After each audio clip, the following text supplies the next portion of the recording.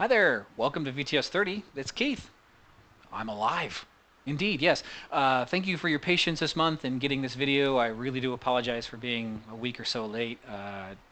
Nasty case of the flu. I'm better now. I'm not coughing, sneezing, drizzling, and all the other things. Things aren't pouring from the holes in my face. Okay.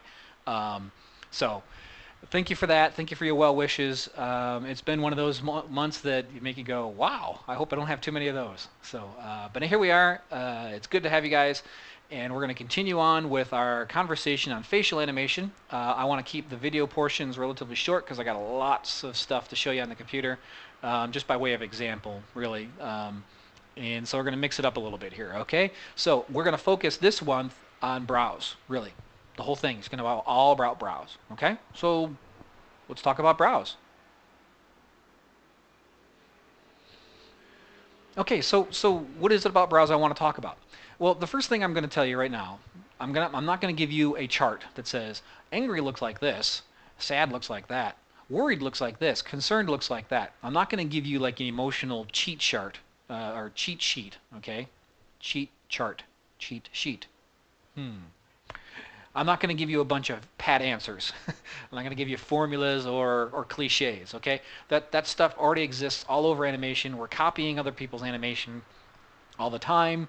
We can't help it sometimes, so we just do that. I mean, how many times have we seen this particular brow pose? The one brow higher than the other. Jeez, it's like the only we got three poses for the brows in most animation these days. Is this, or this? Okay, there's more than that. All right, and the key that I'm going to encourage you to do is to observe. Okay, that's your job as an animator, is to observe life. Look at other animation, be inspired by it, laugh at it, think it's cool, see how maybe those guys were imaginative in coming up with their solutions, but don't go there for all your answers. All right, your answers are all around you. Your answers are in a mirror. Your answers are in your family, your friends, in the people at the mall, at the shopping mart, anywhere, on the sidewalk, television, everywhere. What your job is to observe what brows do and what those things can mean. And you know what? The different person is going to react a different way in their brows. Some people are very expressive in their brows, some people aren't. I don't have very good inside out movement with my brows, okay? I know some guys who can move their brows in so much that they start to curl, okay? Um, I don't have that ability. So everybody's musculature is a little bit different. What I'm going to share with you is some of the basic, what I call baseline observations. I started studying this stuff a couple years ago when I was doing some shots for film, and I had these close-up shots and giant head on a screen. I mean, we're talking like the character's head was going to be 20 feet wide, and I needed to really understand what was going to happen in brows. The big thing we want to look at is we want to understand how to give brows a sense of believability. Okay, brows have certain physical limitations and certain physical attributes that are universal across all people. Okay, and the other thing is we want to give them a sense of weight so that they move properly. If brow moves wrong, it just feels wrong. Okay, so we want to understand how they look, in the how they function, and then also how they move, what speed they move at, and which manner do they move, and then from there, we can look at, I'm giving you the observations, and you can jump off from that and observe different patterns or different realities in people, and then from that use that as kind of like an alphabet. Okay, that's what I'll do. Let me use this little example here. Okay, I could just give you a bunch of words: sad, sad, sad, happy, worried, surprised. Okay, I could give you 4 words, or I could give you 26 letters, and you can come up with thousands and millions of words. Okay? So what I'm going to do here is give you the alphabets, the ABCs of what brows do. And then from that, you can make your own words. Okay? If you want a cheat sheet of a thesaurus of different brow emotions, I'm not going to give that to you because I feel like that would be cheating you. I would be stealing your money because any monkey can do that. Okay? You can ask somebody on the street and they'll tell you that business. And there are also other books out there that are good for this. Like I think Fagan's book on the face is an excellent resource for understanding how different emotions look. But really, I think the best thing is just to look at observation. Just see life. Okay, and if you have a hard time observing life around you, then rent a movie and turn off the sound. This helps a lot. Helps a lot when I turn, because if I have the sounds on, I'm like, oh, the story. Oh wow, and I get sucked into the story and I stop observing. I stop studying. So whenever I study films, I always just turn the sound down so that I can just see what's happening. And then, pick a scene. Just boom. Let me just okay, a random scene. Let me analyze that scene. What are those brow shapes doing? What's going on there? What's that feeling? And take notes. Like literally get a notepad and write it down. Look, I'll show you. I'll show you my notepad.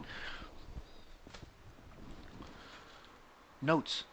I sat here and I watched and I was watching like notes. See? Notes. Write this stuff down. Figure out what's happening, okay? Be a student of the game. Don't just play it. Study it. Okay? That's the whole point here. If you just take the cliches that everybody else is using, where are you going to be at? There's a whole world out there that can, do cliches. Where you can excel is by expressing something realistically, and not realistically. I don't want to use that word. I hate realism. I'll be honest with you. I can't stand realism in animation. I think it's such a terrible use of the medium. Okay? But believable. Okay? And in such a way where we want to be mindful of how certain things work. Okay, so let's get to it. I'm going to give you a little bit of a list here on screen sometimes, and I'm going to be off to the side maybe or fading in and out. But here's some basic observations about how brows move. First off, when they go up, they don't just go straight up. They go up and out. Okay? They kind of go up and out, rotate out. See, watch. See how it feels like they're like that? And that's just me pulling them up. And when they go down, they tend to go in. Okay? And the main driver of all this is the middle. Okay? The central area of the brow is the thing that's really, really pushing things. Okay? And that's really the most expressive area of the brow is the inner brows. This middle area in the middle brows, those are most expressive. The outer areas are least expressive. Why? Because this has the most active muscle range, and this has the least active muscle range. That's why when they go up, it feels like it's going out, because as this muscle pulls up, it separates. But this muscle can't go any more than it does. And when it does, it just kind of, it's got less range. Okay? So if you were to measure, how far the outside brows move compared to the inside brows move more. The range is greater here. Okay? So that's the one thing you got to keep in mind. Some people think that this is the most expressive area. No, the reason why that's expressive is because you're able to pull that up where these things stay down. All right? That's using this muscle more than this one. Okay? Another observation, besides going up and out, down and in, is the center of the brows will tend to lead the motion on the way down. Okay, so it goes down, so they tend to go in, and then these things tend to settle later. Okay, that's because that's just how it works.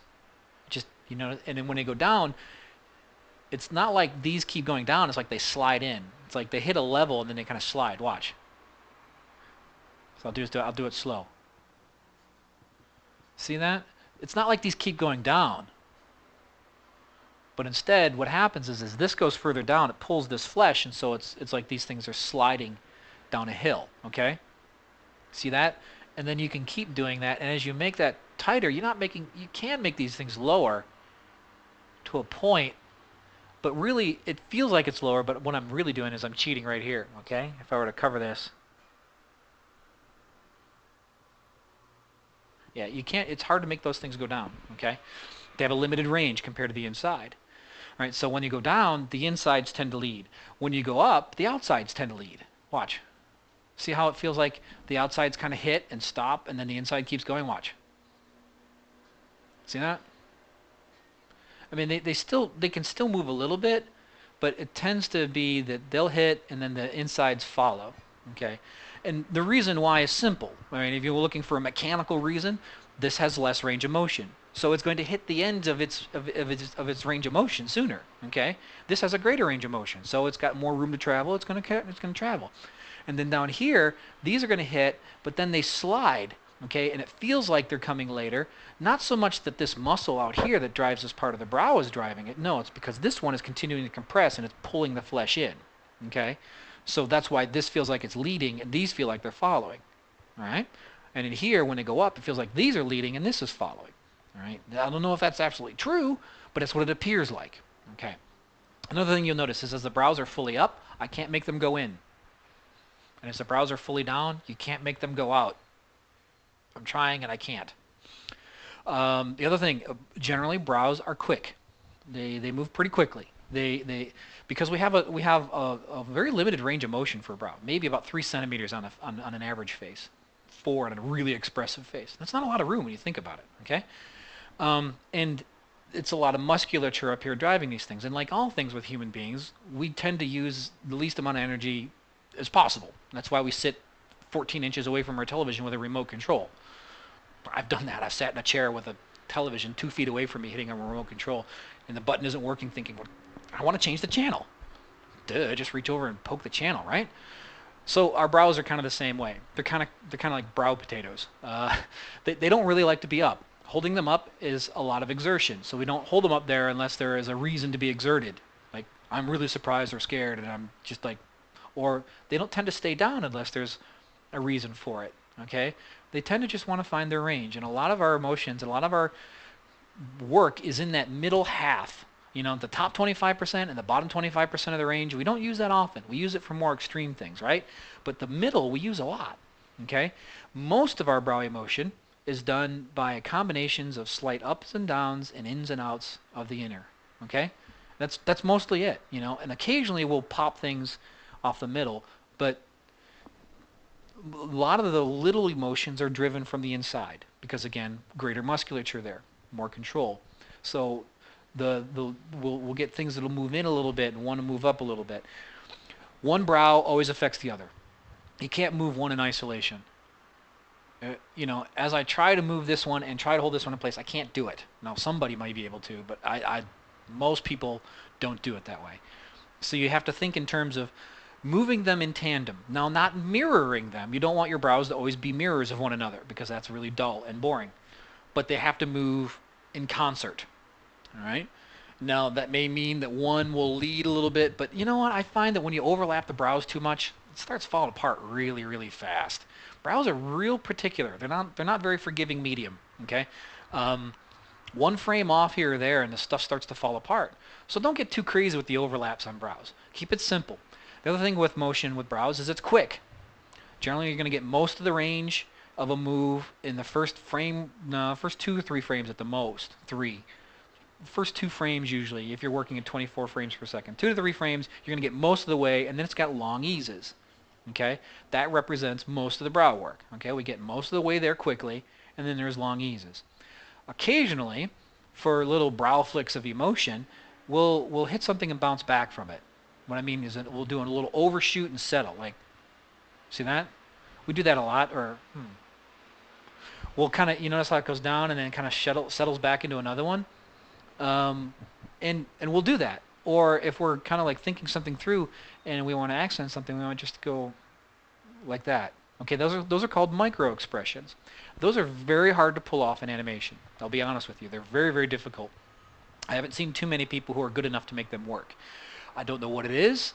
I've tried them, and I've almost always taken them out of the scene. But occasionally, if it's the right kind, if you just observe it and just nail it just right, it feels right. Now, that's the problem of realism. If you try to do things realistically on a cartoon character, it just feels like there's a snake under his skin just crawling around up there on his forehead. Okay, it doesn't look right. So you have to take into account the design of the character, the style of the thing, and just the how it's staged, is it a super close up, the moment, what kind of expression you're using. But micro expressions are very powerful.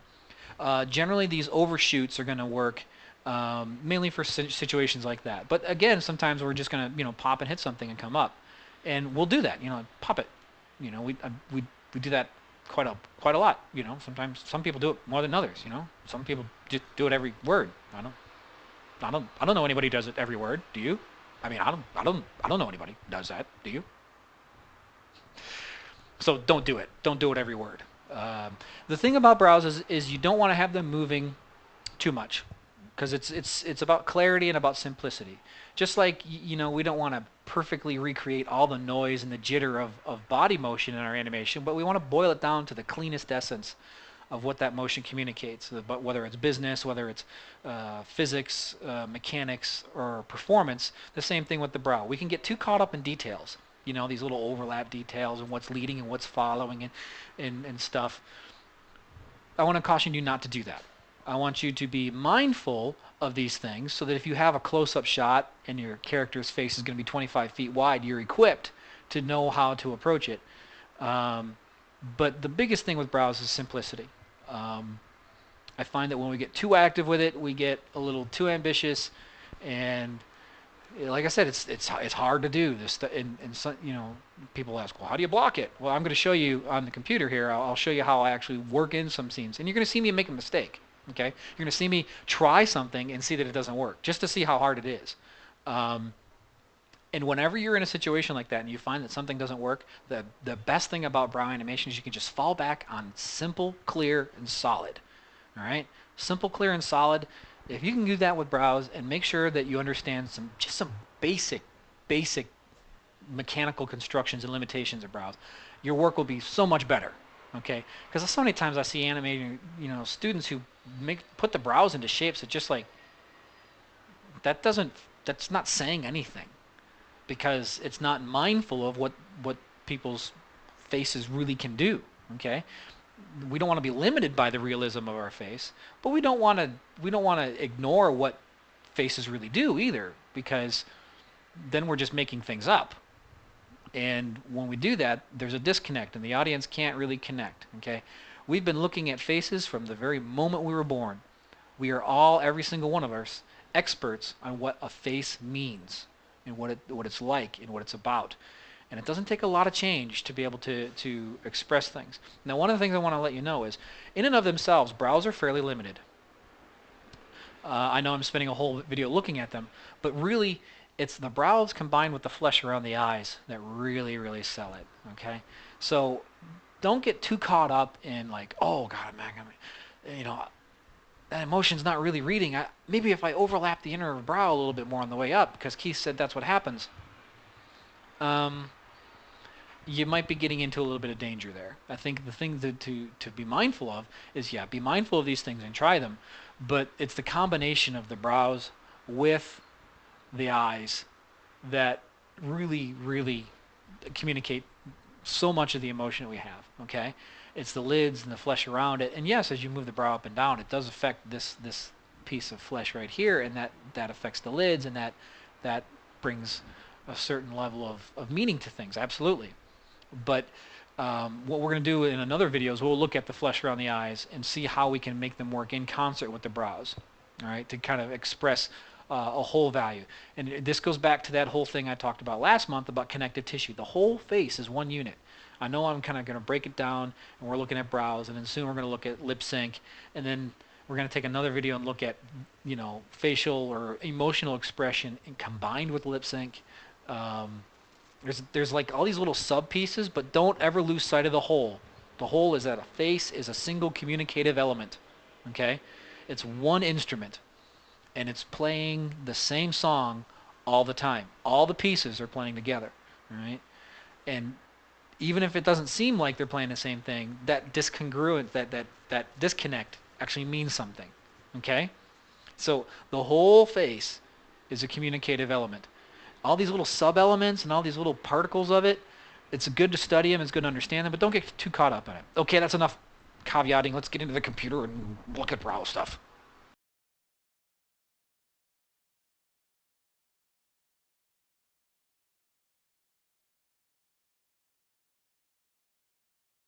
Okay, as I mentioned in the video section of this, we're going to take a look here at just how some of this stuff looks on a puppet.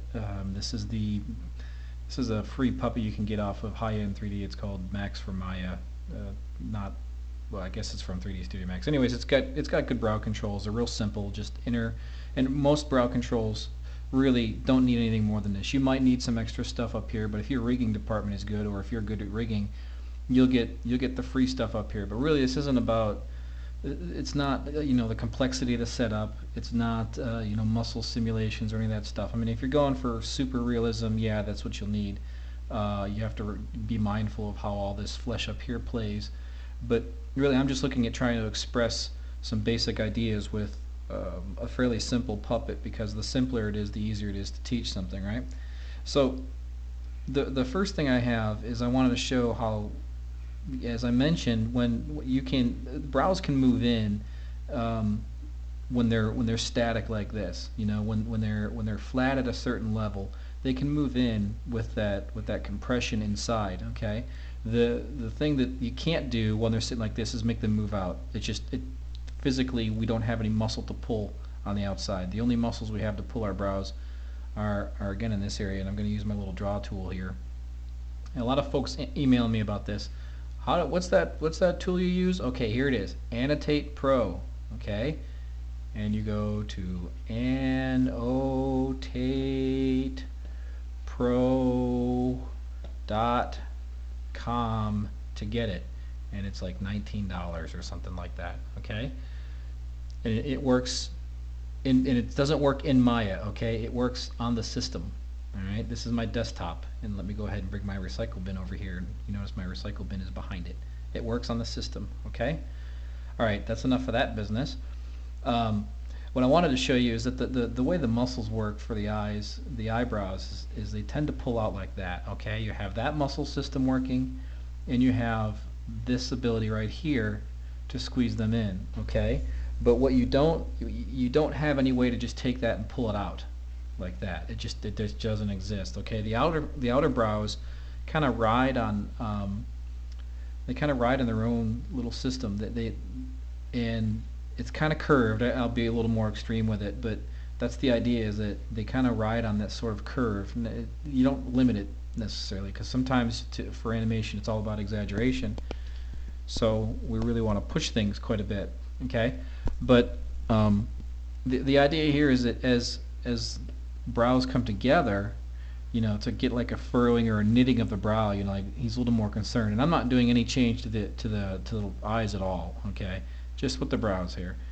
And what you'll get is you see that the motion is pretty quick. It goes from 18 to 20. It covers most of the distance, and then a slow ease in. And that's really what most brow movements are like. They're very quick to get most of the way, and then there's a very long ease in. Okay, and that's generally how most brows are going to work, realistically anyways, because it's the way muscles work is muscles fire off. You know, there's an electrical impulse, and it pushes things. Okay, and that's what we get here, is we get this electrical impulse, and then it might just squeeze in just a little bit tighter. Okay, and that's requiring an extra piece of muscular action to drive that. Okay, so that's what you get, where like and emotion is slowly increasing in intensity. You want this where it fires off pretty quick and then gets in there and squeezes in pretty tight. Okay, and then once it gets there, it just kind of holds pretty tight. You notice, I mean, I'll zoom in really close. Alright, they come in and you see they're still moving. So here they're still moving, but very slightly. Okay, and that's just to keep him alive and keep it feeling like it's, you know, not just locking and dying there. You can lock and die it if that's the style of motion you want. If you're trying to go for that, you know, everything's alive, super subtle on ones, high detail, you know, feature film, you know, CG feature film typical look, that's, you know, this is kind of what you have to do with it. You have to keep stuff alive like that. You can't just let it, you know, die. Let me just take a look at some of the curves here, and it is, although I'm not a big curve fan, it's an important tool, and if there's any control that I think really benefits from breaking the tangents, it's firing off that muscular synapse for moving the eyes. Okay, so let's just take a look at the Translate X here, and you notice that when I zoom in here, this probably should be flatter, but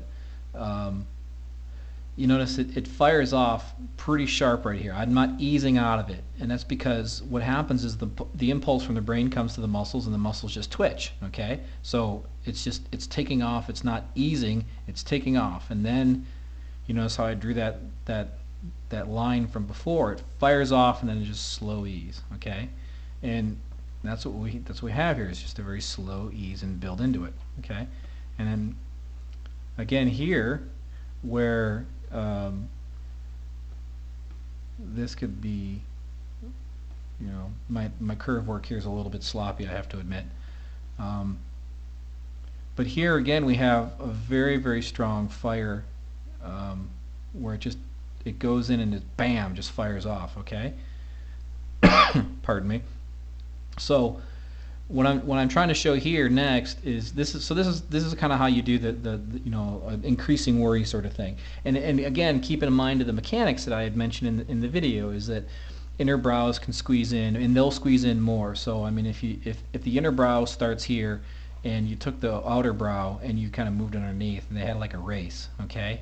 And how much they can move in. The inner brow can move in quite a bit. The outer brow can only move in a little bit, okay? So you'll see that in relative comparison, if I were to take this one and take a look at their translate x's, and you'll see that this here is the inner brow, and you'll see that the distance that it moves is pretty significant, right? Whereas the lower brow, let's go ahead and just kind of move it up a little bit, just so you can kind of see, you know, you'll see that it, you know, even if I were to start it right here, you see it doesn't move as far. Okay, its range is maybe only 2/3 to half of what the inner brow is, and I'm not even squeezing in the inner brow as far as it can go. I am taking the outer brow pretty far to where I feel comfortable with it, but the inner brow could keep going even further if it wanted to. Okay, so the idea there is that your most of your range of expression in a face for the brows is going to be happening right in this area here. You have the ability to compress down. You have the ability to squeeze in from either side. You have the ability to, the inner brows can travel higher than the outer brows. The inner brows can travel further down than the outer brows. They have greater range, and as long as you think about constructing your brow work that way, you try and make this the area of the greatest range. Okay, the stuff on the outside tends to be more of an anchor. Okay, it's sort of like the default area that lets us know what we're looking at. So what I'm trying to do here is, oftentimes before a large expression, it's good to kind of anticipate going the other way. It's much like body animation. You know, to make a big move in the other direction for the body, you want to anticipate. And so you'll notice what I'm doing here is I'm taking a couple of frames, just slightly go up the other direction, and then bam, it fires down like the synapse just really hits, and it really fires down into it. And again, remember, on the way down, the inner brow will lead. It's the way up that the outer brow leads. All right, and really, I'll show that to you in a bit. But really, if you take a look at the full range of the face, okay, the full range of the brows is like this. And let's say that the default range, you know, is somewhere right around in here. Okay, so this is your default area right here. If you're going down, the inner brows lead. If you're going up, the outer brows lead. Okay, it's something I've observed. I've observed it in myself and in other people. It's very, very fine. You don't want to get too crazy overlapping the brows, because then the face looks like he's got a snake under his skin, and it looks really creepy. Again, the whole concept here is that the brows move together quite often. You can't move one without it affecting the other. You have to treat the brows as a unit, okay, and treat them as a unit, and then also keep in mind that that unit affects these eyes as well. Okay, we're going to get into that next month more about how these two things relate together. But don't leave one brow locked and move the other one, because that just doesn't work right. It doesn't feel right. If you create an expression and one brow is more extreme than the other, that's fine, but you still need to keep both of them in mind and how they affect one another. Pardon me. So I'm doing a little bit of this anticipation up, and then it fires down, and notice I'm leading most of the way with the inner brows, and then notice the settling on the outside is with the outer brows. Okay, and a lot of times what happens is, and I mentioned this as well in the video section, is what will happen is a brow will hit and bounce back. All right, especially the inner brows. For some reason, um, especially for super micro things like little flicks of emotion, where if you have a character who wants to hit on a particular little thing, or they're talking and one little word has some meaning to them, a lot of times these inner brows will just hit like a tiny little tightening, and they'll overshoot and settle back. Okay, I'm not a big fan of using overshoot and settle back as a technique for motion, because it is a bit of a, oh, I don't know, a junior animator trick. It's like one of the first tricks we learn as animators, and I can spot, you know, less experienced animators work by seeing people over. It's whenever they hit and bounce back off of every pose. You know, every single move is an extreme and then settle back, and trying to stay away from that. But sometimes with the brows, you'll see that they'll go real far, and then you notice these inner brows are starting to come back up again. Okay, as they come up, these are settling down. It's that texture of mixture that keeps them feeling, you know, pretty lively. All right, and if I just play it from the beginning here, you know, just a little tightening. Now, the amount that they go down here is pretty quick and is pretty severe. Is that necessarily right or wrong? It all depends on the emotion. I could take this whole thing and pull it off an extra frame, and it sort of softens it, and it makes it feel kind of floaty. So the thing about brows, especially if you're going to do the amount of offset that I have in here with these things, really getting super specific, is that they can get floaty and mushy real fast. It doesn't take much. It takes one frame for this stuff to fall apart. Pardon me. Which is it's a good point for me to explain. If you're staging your character like this in a scene, don't get too tied up in a lot of these small little details.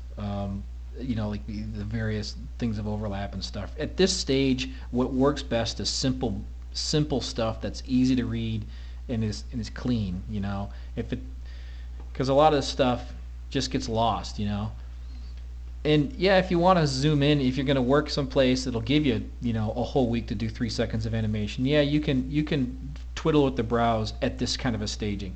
A lot of times, I'll be honest with you, nobody's going to see it. In 9 times out of 10, your animation supervisor isn't going to see it, and the director sure won't see it, and the audience is sure not going to see it. But you can put it in there if you like, you know. But just don't blow your week doing it, and certainly don't work on weekends to do this, because it just doesn't make any sense.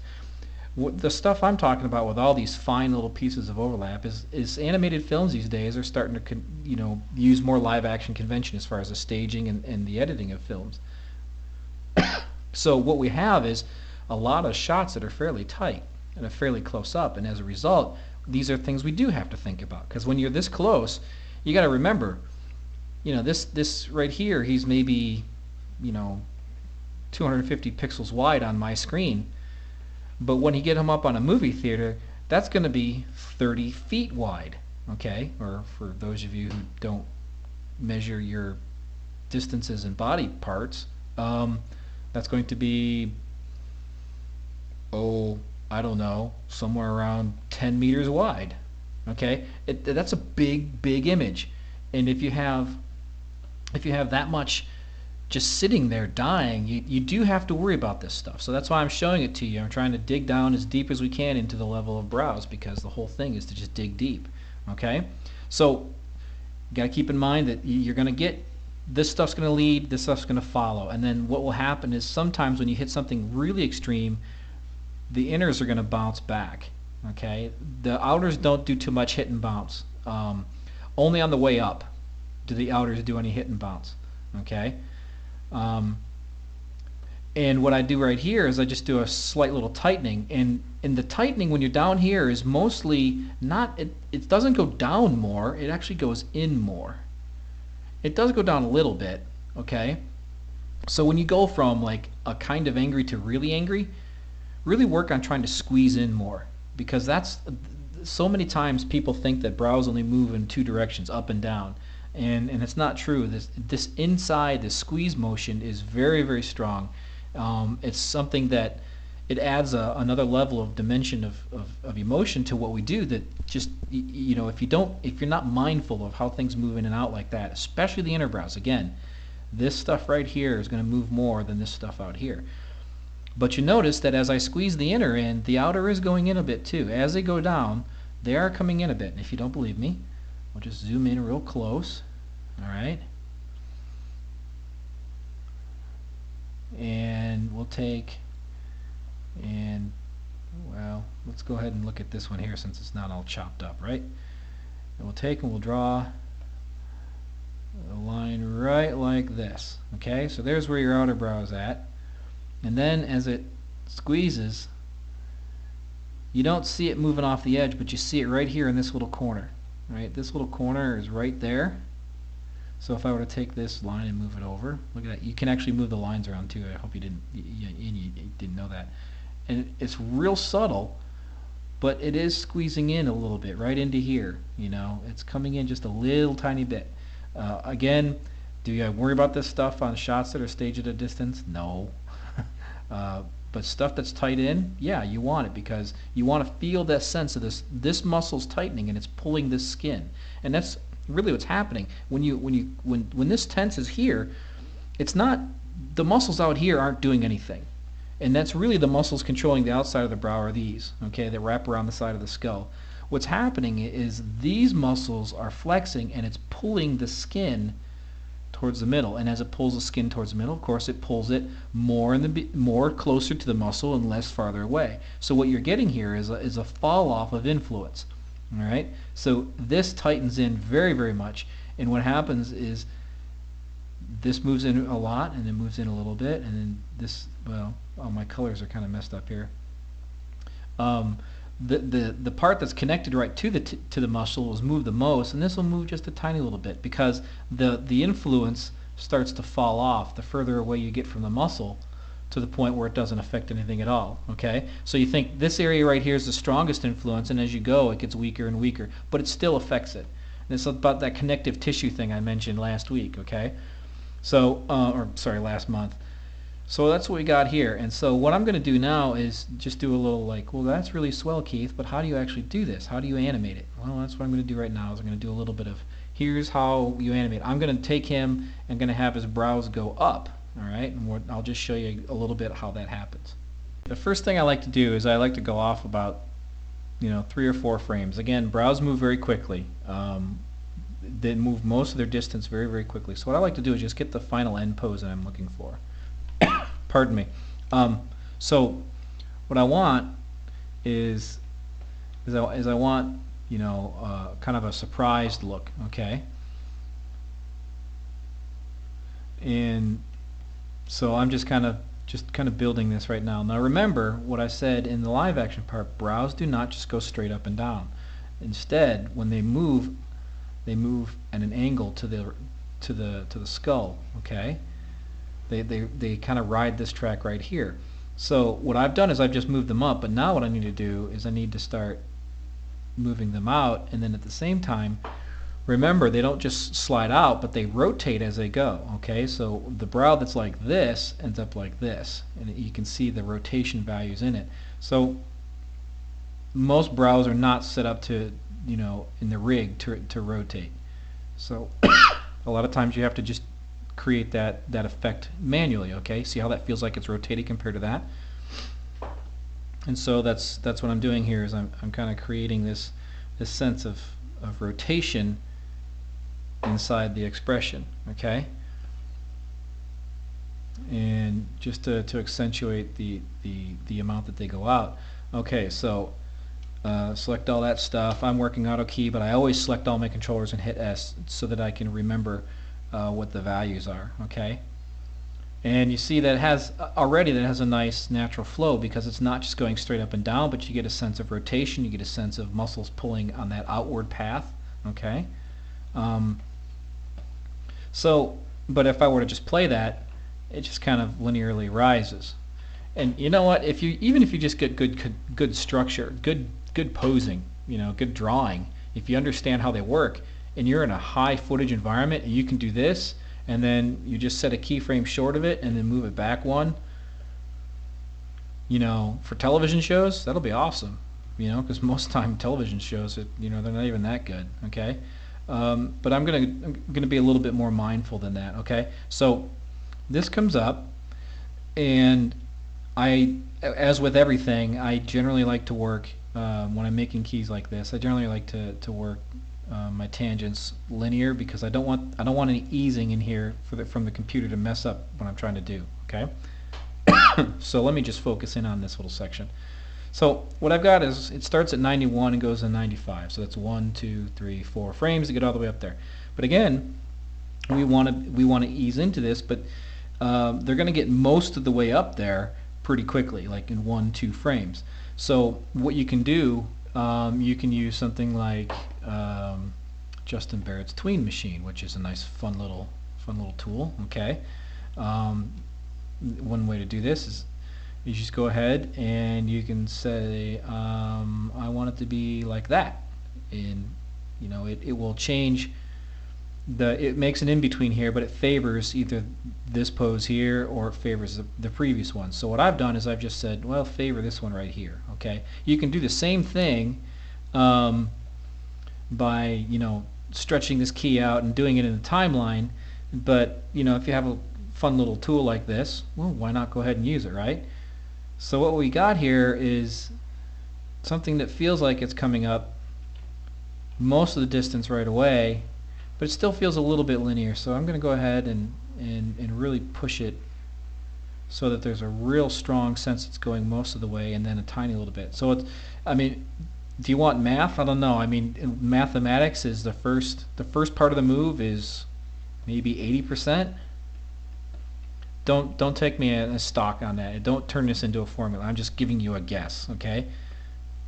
So it moves most of the distance in 2 frames and then eases for these, but then it locks. We don't want that, okay? So what I like to do is I'll take this and I just pull off a few frames and then go back and just find something where it's a nice place for it to settle.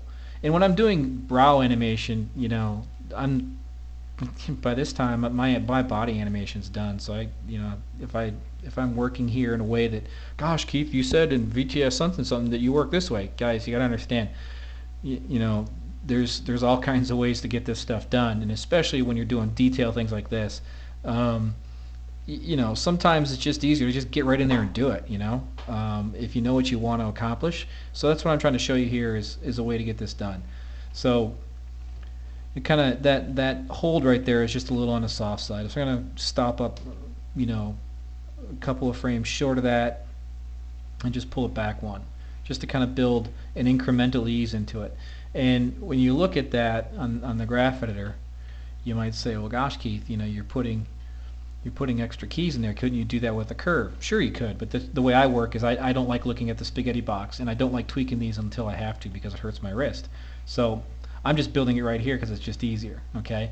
And then, of course, it's just locked, so I don't want to do that, so I'll set a key there and I'll just pull this one off. So I've created another moving hold. You see how it's still slightly gently moving? And I'm just doing it right here. I'm creating the same thing you can do with curves.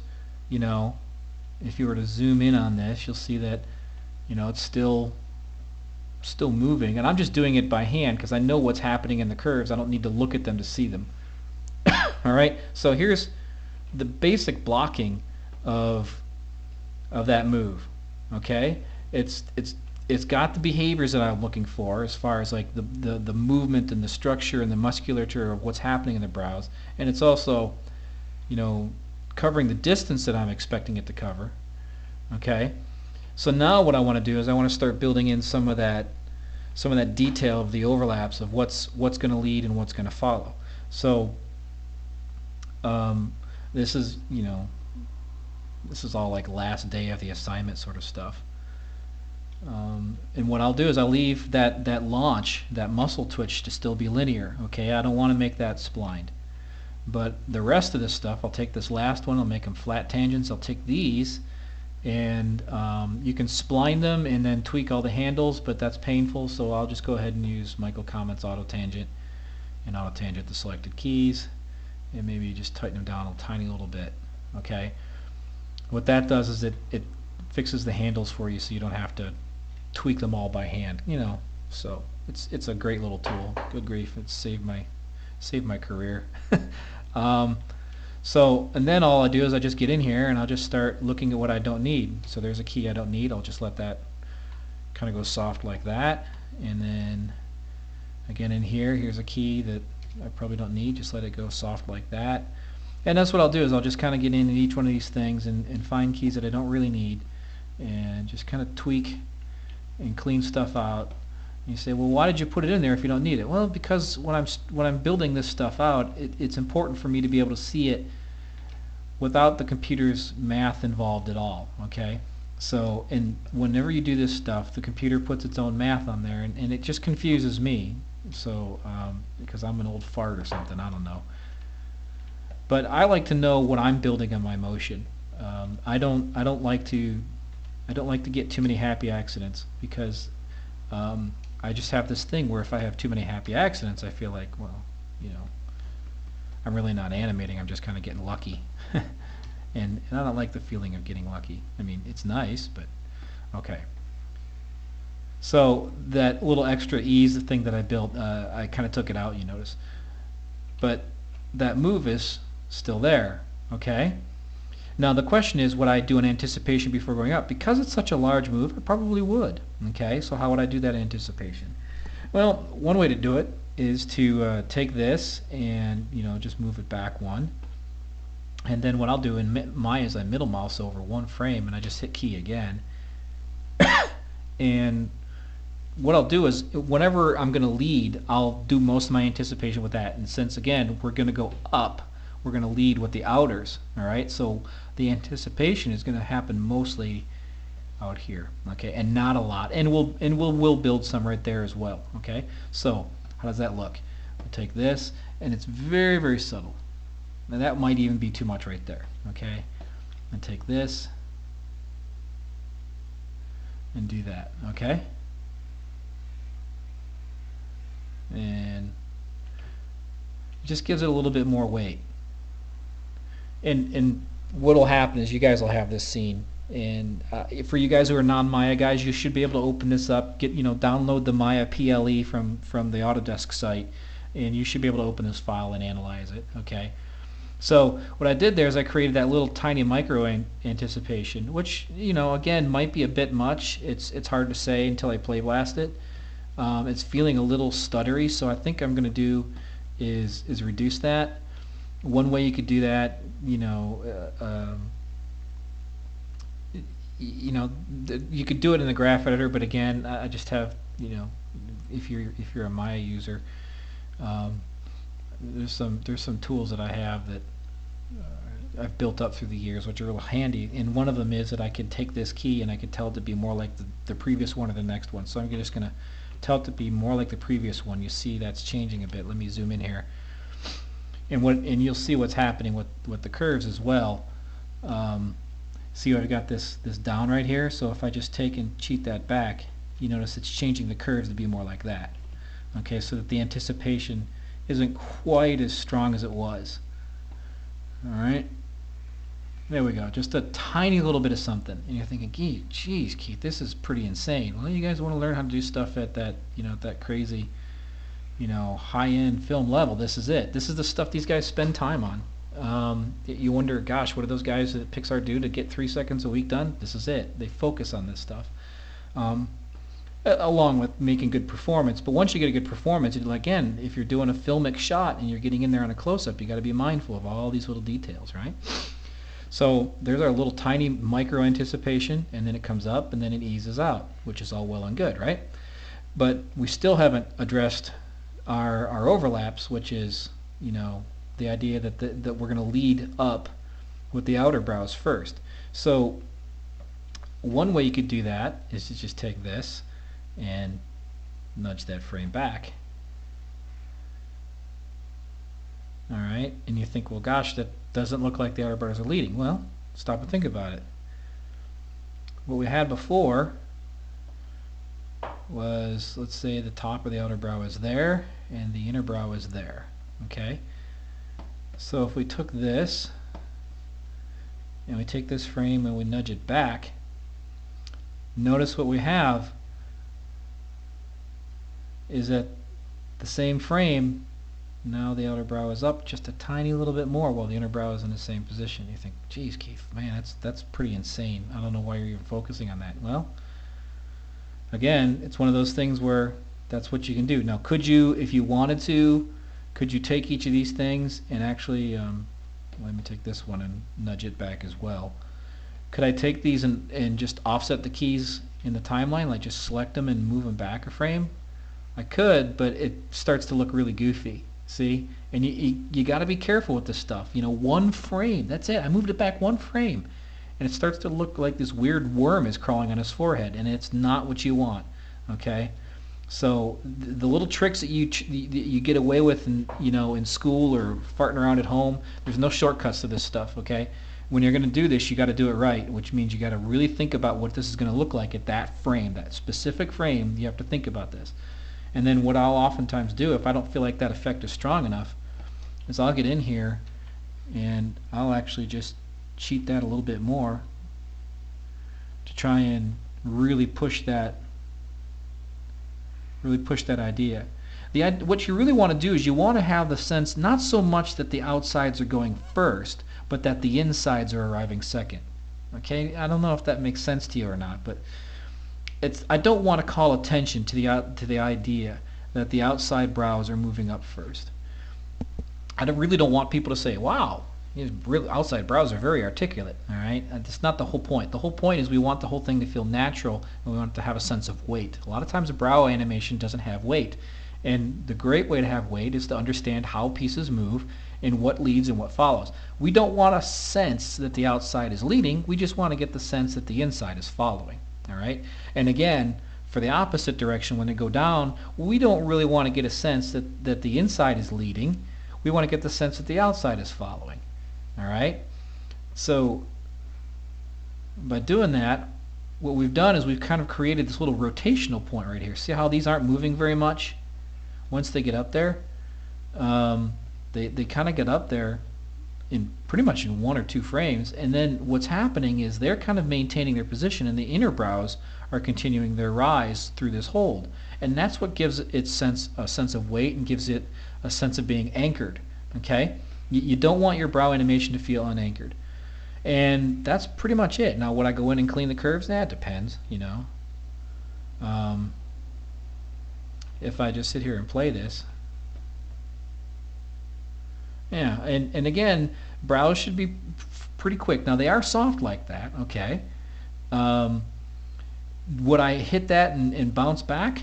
I don't know. It depends. I mean, if he's like really surprised, maybe the insides would come up and bounce back. Maybe these inners right here, they wouldn't compress up into this. Maybe they would get up there and bounce back a little bit. So maybe I would take this and move it back a couple of frames. And then it's kind of hard to do it in the viewport and not mess things up. So maybe I just take this and just nudge it up a tiny little bit and fix my curves, because, you know, we don't want the curves to be sloppy. Okay. And then on the way down, we just go ahead and we just pull them down a tiny little bit, so it feels like they're settling. Okay. And that, again, if you're not careful, though, the stuff can start to look like, you know, worms are crawling. And since I just changed the down, it feels like they're also sliding out, and that's really not what we want. So we also have to take the left and right and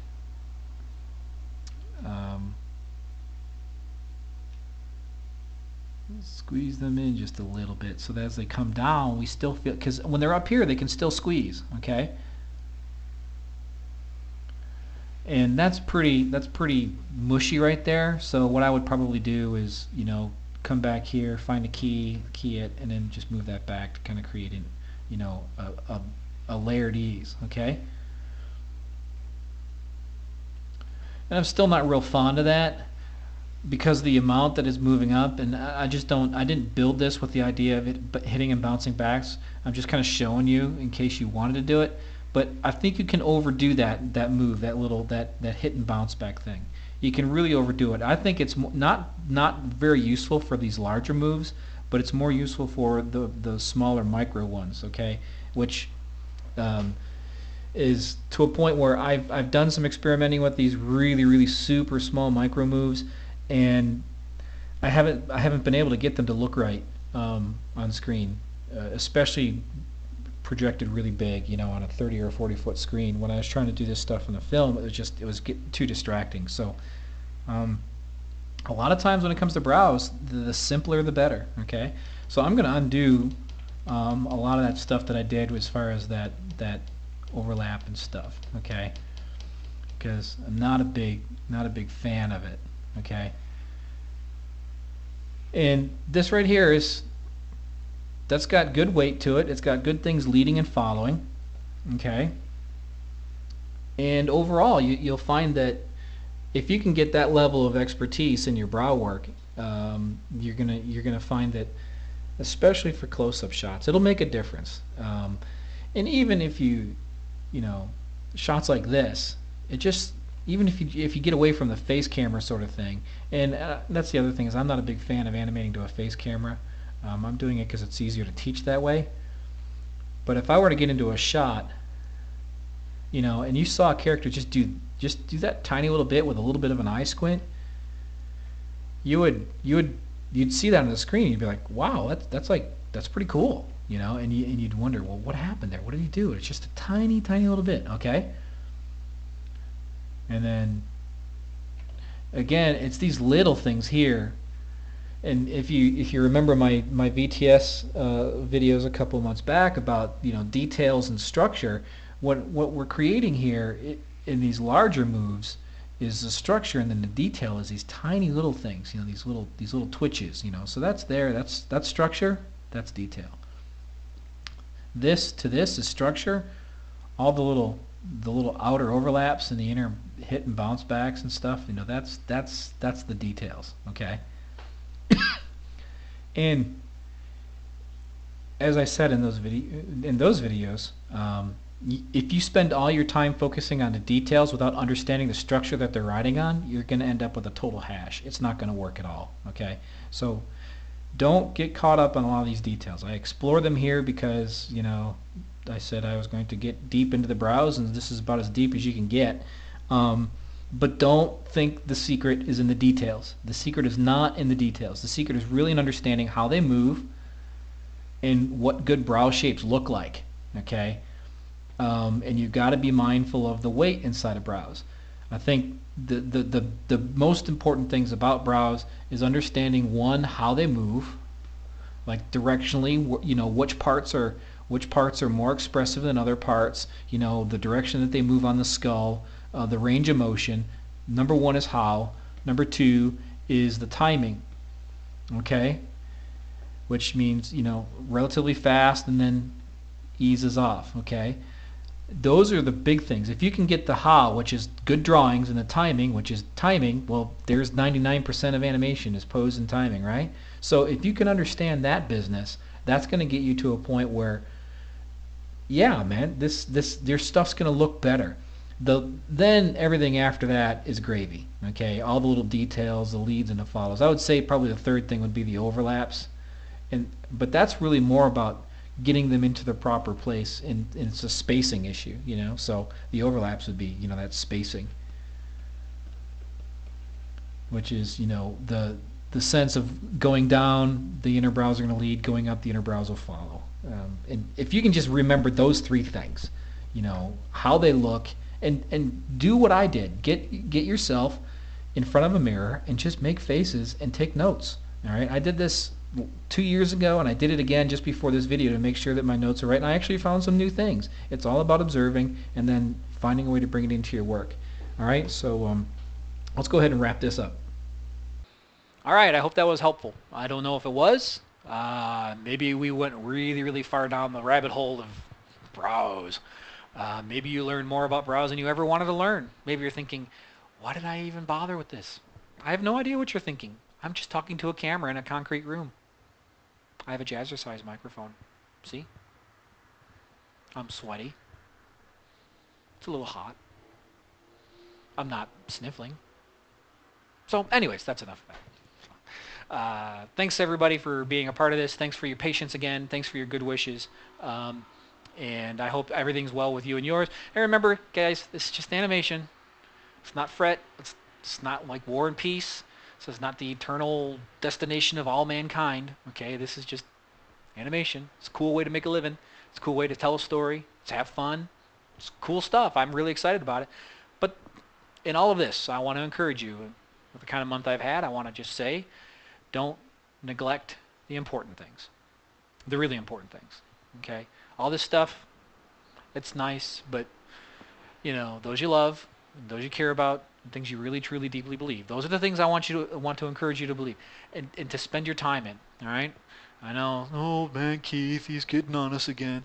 No, it's really true. Because, when you get to 40 years old and you look back on, 15 years of just pouring yourself into your work and you look up and you just see the wreckage of your life around you, you're going to look at this and you're going to say, you know what, back in VTS30, Keith said, don't do that.